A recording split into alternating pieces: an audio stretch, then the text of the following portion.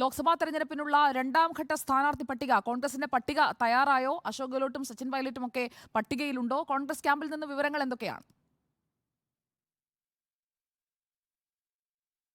സുജയ, ഇന്നലെ വൈകിട്ടായിരുന്നു കോൺഗ്രസിന്റെ കേന്ദ്ര തെരഞ്ഞെടുപ്പ് സമിതി ദില്ലിയിൽ യോഗം ചേർന്നത്. ഈ യോഗത്തിൽ പ്രധാനമായും മഹാരാഷ്ട്ര, അതോടൊപ്പം തന്നെ കർണാടക, രാജസ്ഥാൻ, അതോടൊപ്പം മധ്യപ്രദേശ് അടക്കമുള്ള 8ഓളം വരുന്ന സംസ്ഥാനങ്ങളിലെ പട്ടികയുമായി ബന്ധപ്പെട്ട് വിശദമായി ചർച്ച നടന്നു. 60ഓളം സീറ്റുകളിലാണ് ചർച്ച നടന്നത് എന്നാണ് അറിയാൻ കഴിയുന്നത്. അതിൽ 40 സീറ്റുകൾ ഇന്നിപ്പോൾ പ്രഖ്യാപിക്കും.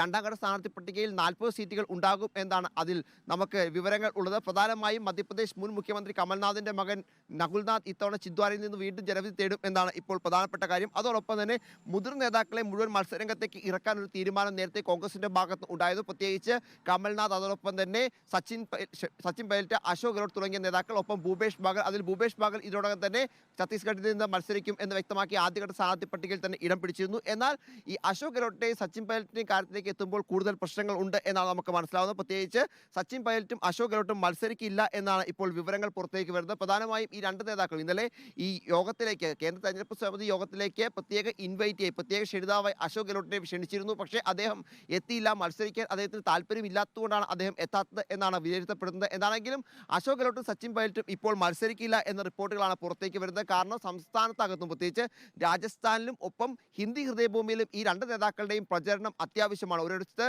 രാഹുൽ ഗാന്ധി മത്സരിക്കുന്ന സാഹചര്യമുണ്ട്, KC വേണുഗോപാൽ മത്സരിക്കുന്നു. അത്തരത്തിൽ പ്രധാന നേതാക്കൾ എല്ലാം മത്സരിക്കുമ്പോൾ സ്വാഭാവികമായും പാർട്ടിക്ക് പ്രചരണമാക്കാൻ വേണ്ടി ഈ നേതാക്കൾ ആവശ്യമാണ് എന്നാണ് ഇപ്പോൾ വിലയിരുത്തപ്പെടുന്നത്. അതിന്റെ അടിസ്ഥാനത്തിൽ സച്ചിൻ പൈലറ്റും അശോക് ഗെഹ്ലോട്ടും മത്സരിക്കില്ല എന്ന റിപ്പോർട്ടുകൾ ഇപ്പോൾ ഉണ്ട്. പക്ഷേ അശോക് ഗെഹ്ലോട്ടിന്റെ മകൻ വൈഭവ് ഗെഹ്ലോട്ട് മത്സരിക്കും എന്നാണ് ഇപ്പോൾ മനസ്സിലാവുന്നത്. എന്താണെങ്കിലും ഇന്നിപ്പോൾ രണ്ടാം ഘട്ട പട്ടിക വരുമ്പോൾ അതിൽ പ്രധാനപ്പെട്ട പേര് അത് കമൽനാഥിന്റെ മകൻ നകുൽനാഥിനെ വീണ്ടും ചിന്ദ്വാര സീറ്റ് നൽകിക്കൊണ്ടായിരിക്കും. അതോടൊപ്പം തന്നെ കർണാടക അടക്കമുള്ള സംസ്ഥാനങ്ങളിലെ 40 സീറ്റുകൾ ഇന്നിപ്പോൾ കോൺഗ്രസ് പ്രഖ്യാപിക്കും. അതോടൊപ്പം തന്നെ രാഹുൽ ഗാന്ധിയുടെ അമേഠിയിലെ മത്സരവുമായി ബന്ധപ്പെട്ട വിശദമായ ചർച്ചകളിലേക്ക് കാര്യങ്ങൾ കടന്നില്ല എന്നാണ് നമുക്ക് അറിയുന്നത്. അതിലും തീരുമാനം രാഹുൽ ഗാന്ധിക്ക് വിട്ടിരിക്കുന്നു പാർട്ടി എന്നാണ് ഇപ്പോൾ വിവരങ്ങൾ ഉള്ളത്. എന്താണെങ്കിലും ഇന്നിപ്പോൾ രണ്ടാം ഘട്ട പട്ടിക കോൺഗ്രസിനെ നമ്മൾ പ്രതീക്ഷിക്കുന്നുണ്ട്.